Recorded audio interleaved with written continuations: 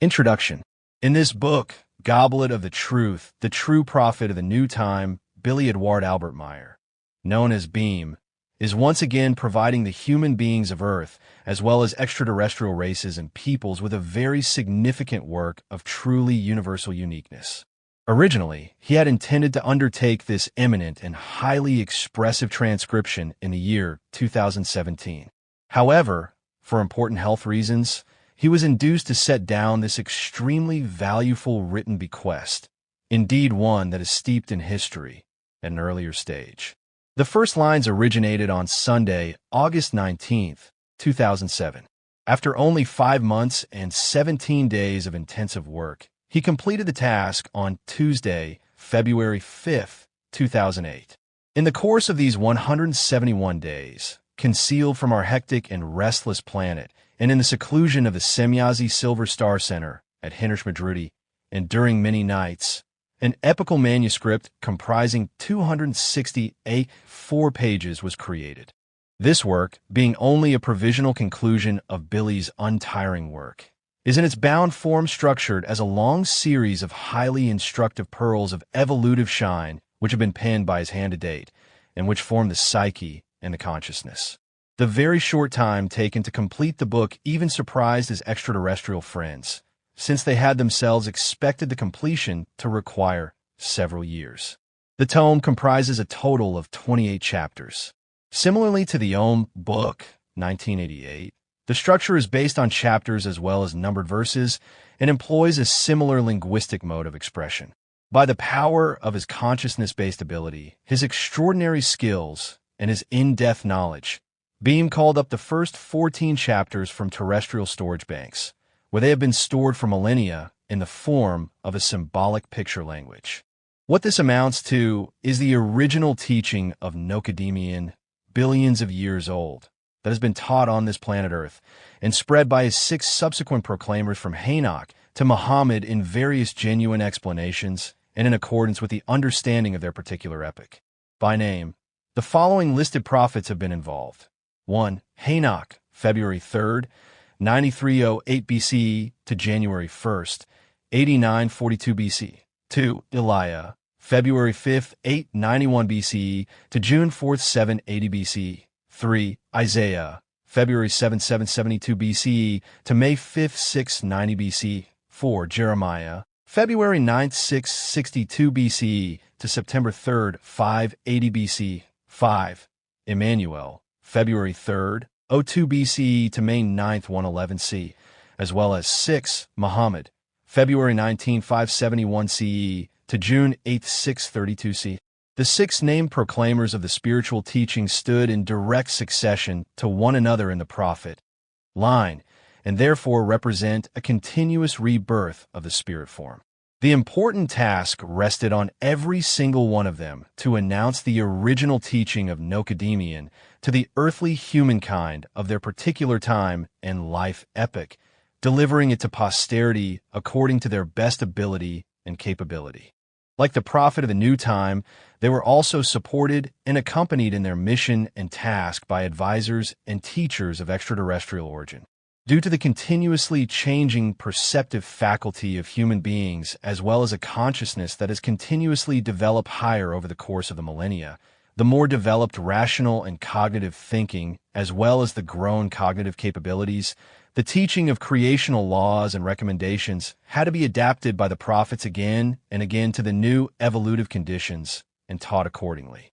Over the course of the approximately 11,000 years of their mission and their appearance, the spoken and written traditions repeatedly fell prey to oblivion and material degradation in accordance with the naturally given laws of becoming and passing. Until the present time, the prophets of the past millennia had not been given any technical means of recording the teaching of the Spirit for posterity or making it accessible. Only in the cosmic storage banks have their teaching and explanations been retained and stored for all time down to the present day. On the one hand, the purpose and intention of this book, Goblet of the Truth, are based on unifying the aforementioned prophetic traditions and explanations of past epochs as a lasting overall work in one book for the first time. On the other hand, There had been provision for ages that the spiritual teaching of chapters 15 to 28 should be put into words by the last and seventh prophet, the prophet of the new time, in a new and understandable form adapted to the current time, although the content of the chapters referred to is only present in the storage banks as headwords and thematic indications. For this reason, with this text, Beam is once again fulfilling one of his old determinations and voluntarily discharging his duty to expand the teaching of Nocademian with his own edition, in which case it was also necessary to write chapters 15 to 20 in an old written language. The 6 different explanations illustrate in a very impressive wise that renewing and adapting the teaching of Nocademian to the particular given times and epochs is entirely possible without falsifications, perversions, misinterpretations, or the loss of its actual sense and value. The preconditions of this are the true love of creational truth, as well as its laws and recommendations, a high level of self-discipline, self-responsibility, sense of responsibility, respect, and venerability, as well as a truly noble character as has been developed by the true prophets since time immemorial. Equally, the prophetic records are also a very interesting and exciting contemporary document from a linguistic perspective. Long forgotten and very old terms of German linguistic usage awake to new shine and a new use due to their rediscovery. With their elemental power, they give the mastery of the writing and the expression form of the work a very special distinction and charm. Terms such as chicken-heartedness, cowardice, demand, begging, nobleness, virtues, two-partness, doubt, spirit-body, spirit form, allocation plan, budget, venerable ones, holy ones, dwelling of the impalpable, the other world, hazy pictures, delusions, grace, favor, inner world of firmaments, universal consciousness, premium, benefit, consonance, harmony, as well as numerous other expressions that are largely unknown in current linguistic usage enrich and expand the very valuable texts in an impressive wise. The variety of terms used by the old prophets for naming creation is also very interesting. As well as the actual term creation, there are also word values such as formation, primal wellspring, power of origination, the creative wellspring of wisdom, primal raising, etc. Without doubt, and in any respect, this book is a true emerald of real truth for educating and forming human consciousness, the psyche, and the feeling life. It embodies and unifies in itself those profound psyche and consciousness-forming values that are designated in spiritual teaching as love, music, song, poetry, nature, satisfaction, light, and peace, and leads directly to the formation and achievement of new knowledge, valueful insights, and evolutive cognitions. Every single explanation and every single verse accompany the human consciousness and psyche on a journey through time into the past and the present, leading the human beings of Earth to the source of creation-oriented spiritual teaching and the members of what are called the Hainok peoples to the traces of their origin. The 7 pillars of wisdom are hidden in the nature of their instruction, namely, love, truth, fairness, knowledge, logic, respect, venerability, and honor. These in turn nourish the 7 basic powers of humans, such as strength, rationality, intellect, self-discipline, self-control, achievement, and fearlessness, as they are also given in the spiritual teaching of Beam, in teaching lesson number 31. With every single page of the book, the journey through his work accompanied by the guardian of the treasure, Edward, becomes a true revelation of the secrets of creational evolution, being human in the real and true sense, as well as illumination of the open secrets about the sense, the task, and the purpose of human life. Once again, this book shows in a very impressive wise how gigantic is the difference between the high consciousness-forming quality and preciousness of the spiritual teaching compared to the numerous esoteric, cult, religious, philosophical, and ideological false and delusional teachings. There really are worlds in the differentiation, logic, logical followability, provability, and power of proof of their explanations, in which the very profound creational truth shines through its simple and convincing clarity, whereas the false teachings resound with incomprehensible complexity and confusion. In contrast to the highly illogical and scarcely logically followable instructions, half-truths, delusional teachings, and dogmas with a cult religious and/or esoteric stamp. The creational and naturally given principles in the Goblet of the Truth are taught by similes, clear explanations, and logically followable explanations. The instructive explanations are in habitual opposition to cult, religious ambiguities, their apparently consistent half-truths, and horrendous illogicality based on a concealed perplexity, overplayed helplessness, and the blatant fear of death of the believers and the heads of the religion, and bear witness to the flight, fear, and unknowledgeness of the ecclesiastics in the face of the real truth. The numerous explanations and emphatic instructions in this book are no theoretical phrases, hollow platitudes, or empty husks of words as are commonly employed by the cult religions, pseudo-healers, and self-appointed esoteric prophets. The creational nature connectedness means that this teaching and its explanations of past and current time are a palpable balm for the consciousness and an invigorating refreshment for the psyche. During reading of the wonderful, euphonious, and consciousness-nourishing verses, the interested reader's feeling life will be unavoidably flooded by waves of the highest comfort, venerability, and joy in existence. In every human being who is really searching and is conscious of the creation, the loving, instructing, and yet also strict and definite words of the prophets will lead to a consciousness-based harmonization, a feeling of comfort and security. Equally, as the result of personal searching and research, they will also lead to a concordance and confirmation of the creational natural teaching with one's own cognitions and trains of thought, by means of which this teaching that is oriented towards the creational law as valueful individual living experience will produce a generally beneficial psychic sensitivity. The Goblet of the Truth is like a final return to a long-forgotten home that one had thought had been lost, and that unexpected and overwhelming view of a gleaming blue Earth planet that is offered to star travelers afflicted by homesickness at the end of a lengthy odyssey across the whole universe. In its highly extensive variety of themes, complexity of content, and true origin, this book can only be understood with difficulty by current common sense. It is equally difficult to describe it laconically in short phrases. It is a teaching book that is unparalleled on this earth, and, in its current form, probably exists nowhere else apart from on the foreign worlds and planets of the Plejaren Federation.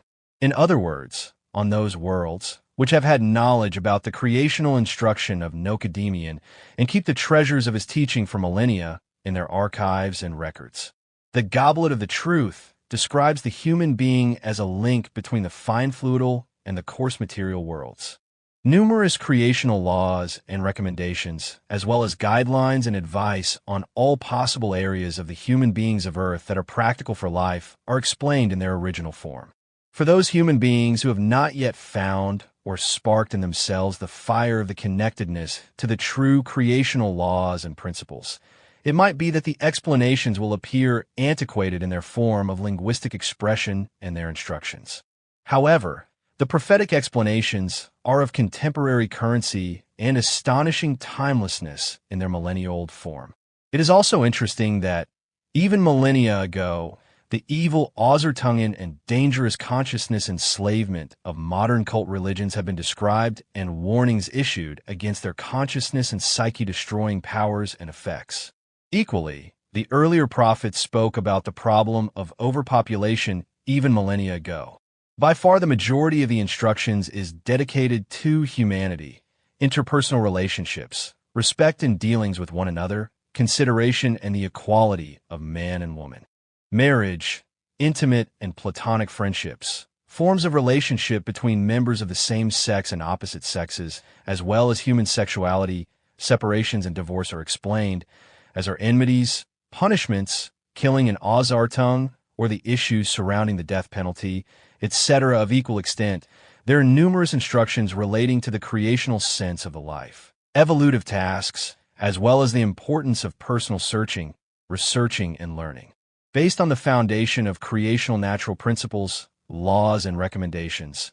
A logically followable explanation is provided for one's own mortality, becoming and passing, the sense and purpose of the dying, life after death, grieving and rebirth, as well as the relationships between suicide and assisted dying. Many verses also focus on the high value of holistic development, the formation of character and personality, as well as working out individual cognitions, practical experiences, and insights. Furthermore, the teaching also contains various instructions on the topics of nutrition, health and hygiene, work or personal balancing, such as enjoyments, etc. Warnings are issued against consciousness-impairing dangers posed by sect members, false teachers, followers of esotericists, personality cults, and missionary organizations, as well as against the theft of the spiritual teaching by swindlers, wheeler-dealers, esotericists, and all kinds of deceivers who are greedy for profit. Even millennia ago, the traditions contained multiple references to the last prophet in the line of 7, as well as to his unique and ultimate instructions and writings. Even the FIGU association and the representatives of the prophet merit a mention in the old traditions. A vehement reference is made to the equality of members and to avoiding a cult of the personality, imperiousness, overestimation of the self, or false veneration of the prophet or his members. Numerous other topics, which are practical to life in the sense of true humanity, follow one another in a seamless sequence and make the work a priceless treasure of liberal advice and coercionless instruction. And all this without proselytizing the readership, i.e., human beings subversively in any wise, without influencing them with gavolt or burdening them with the heavy yoke of a compulsion to perform or to follow. The Goblet of the Truth is based on knowledge, wisdom, the skills and the ability of a true prophet and proclaimer. This is an irrefutable fact, but also one that is dismissed as Billyism by the human beings of Earth in their current level of consciousness, and due to their ununderstanding, their blinkeredness, wrong estimation, blindness to the truth, cult religious infatuation, and prejudice. However, no single human being on Earth with the current status of evolution possesses even anything approaching the possibilities, the skill, the aptitudes, or the knowledge and wisdom to access the old heritage in the storage levels. Equally, no single human being of Earth is capable of conceiving the facts and backgrounds in their present complexity, momentousness, and in the chronologically meticulous correlation.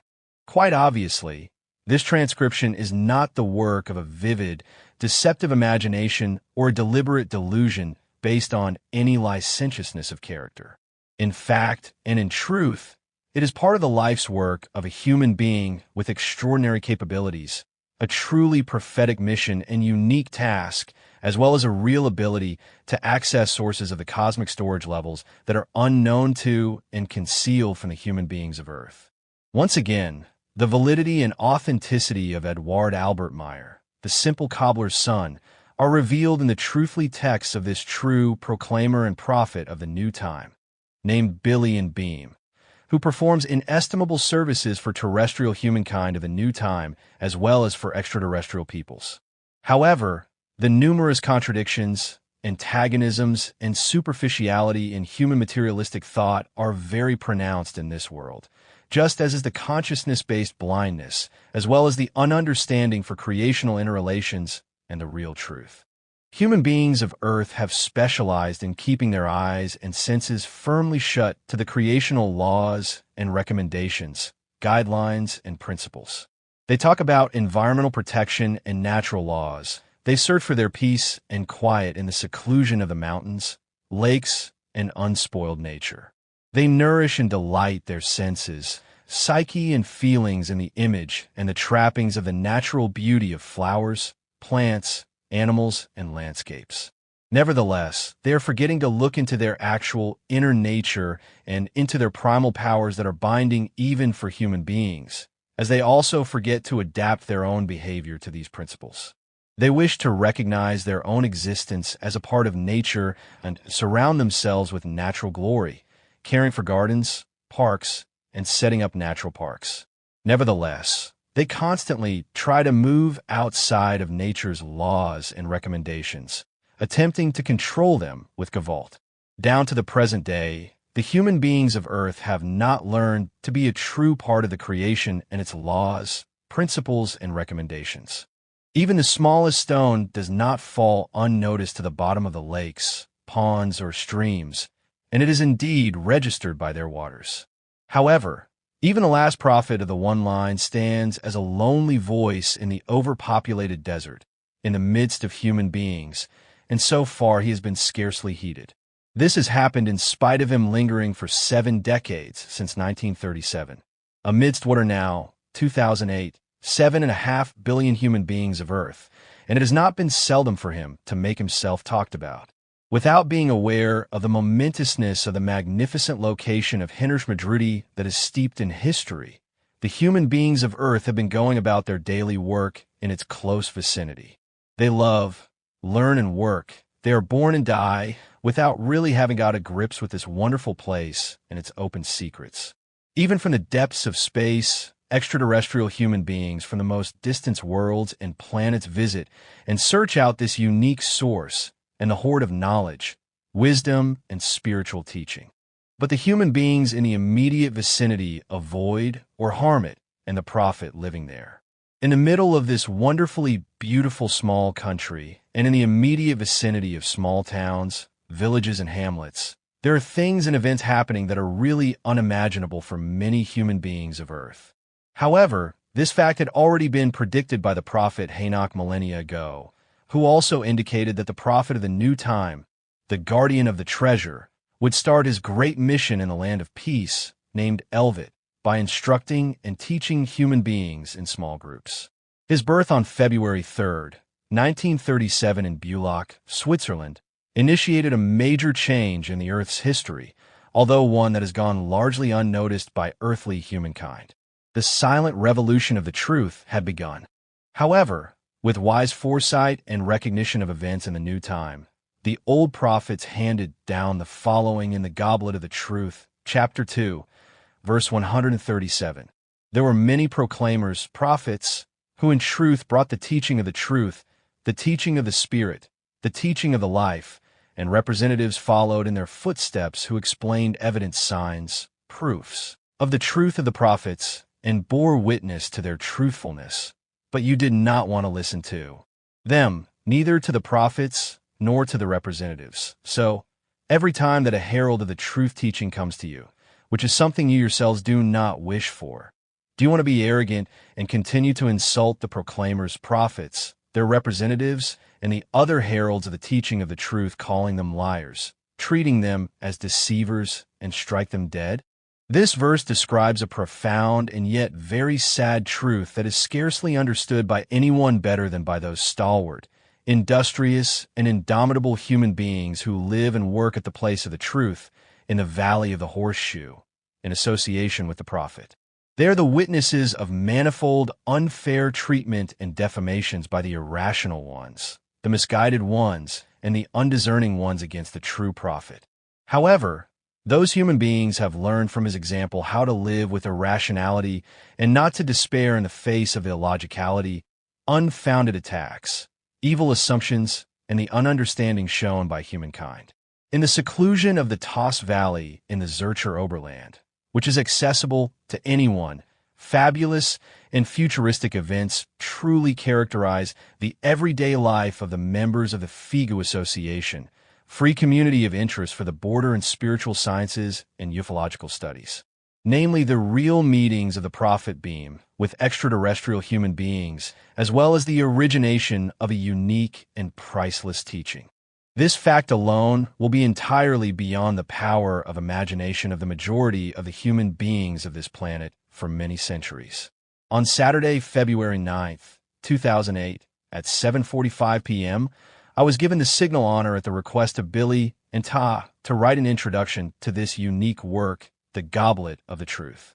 Within only a few days, I was carrying the printed work with me on my daily route to work, and I was turning it over in my thoughts in order to look for the correct and fitting formulation. The consciousness that my introductory and descriptive words for this work would one day reach many billions of extraterrestrial human beings searching for the sense of the life, many of whom are living on the most distant worlds and planets, occasioned in me a deep venerability, profound respect, and very high regard for the millennia-spanning work of the prophets. Therefore, I carried the old teaching of a true prophet under my arm in crowded trains and cities through a hectically driven world, one that had separated itself from the real truth millennia ago and placed its development in the stagnation of cult religious teachings and other directed hands of dubious figures such as gurus, putative saints, and ecclesiastics. There could not have been a greater clash between the different worlds of knowledge and wisdom with that of materialism and ununderstanding.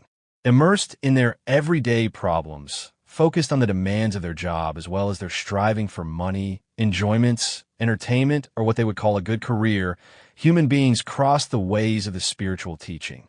However, they did this without having the slightest idea that the true prophetic witness of extraterrestrial encounters and the unfalsified roots of their Christian culture was located right in their midst.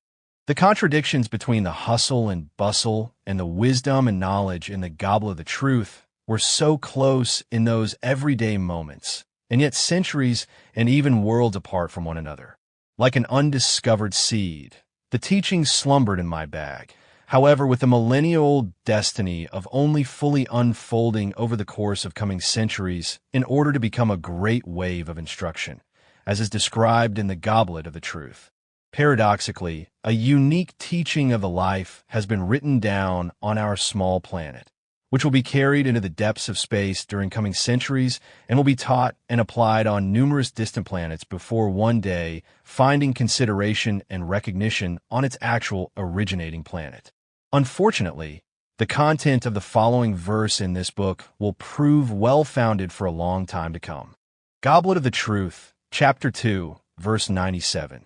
The large mass of you does not want to know in any wise and does not want to recognize the truth unless you can hold the things of the truth in your hands, see them with your eyes, and hear them with your ears. But the real truth of the real truth is not that of holding, seeing, and hearing. Rather, it is that of the inner cognition through rationality and intellect, as well as the true knowledge and wisdom that are fully free from beliefs. Conscious that the tiniest seed is capable of bringing forth a large fruit, it was a great honor for me to be allowed to pen a brief, introductory words so as to present to a terrestrial and extraterrestrial readership this exceedingly valuable and significant book by my companion of many years, discerning advisor, patient friend, and wise teacher Billy Edward Albert Meyer, named Beam. My transcription was produced with the greatest of care as well as to the best of my ability and capability, and also in the consciousness that these lines will last for many thousands of years and will be read by numerous future generations on this and other worlds. This book and its teaching of the Spirit, the teaching of the life, and the real creational truth will certainly endure for the coming millennia, be kept in the archives of numerous planets, and taught in the schools of many worlds. Worlds and planets will be born and die, but the mothers of all creations and their creational truth will endure for all time, because compared to the creational truth and its might, even the giant suns are but small candles. Numerous generations will follow and learn about the new time and its prophet, so as to recognize the true teaching of the life and the creational truth. With these in mind, and in the name of numerous contemporary friends, searching and interested terrestrial and extraterrestrial human beings, the prophet of the new time is due heartfelt thanks for his untiring work on the Goblet of the Truth, as an expression of profound love, friendship, and connectedness. Equally, he is due the recognition, consideration, and respect for his lifelong forbearance and inexhaustible patience with the humankind of this planet, Terra. Dear Billy, may your work in the true sense of Nocademian's idea for evolutive help for creation bear great fruit. May your creational teaching of the life prove helpful to human beings. May it open their senses and their consciousness, and may it reveal to them the true existence and the sense of the creational existence. Thank you, my friend, you son of selflessness and true prophet of the new time, Billy Edward Albert Meyer, named Beam. Salome. Hans Georg Lanzendorfer. Schmadrudy, February 2008.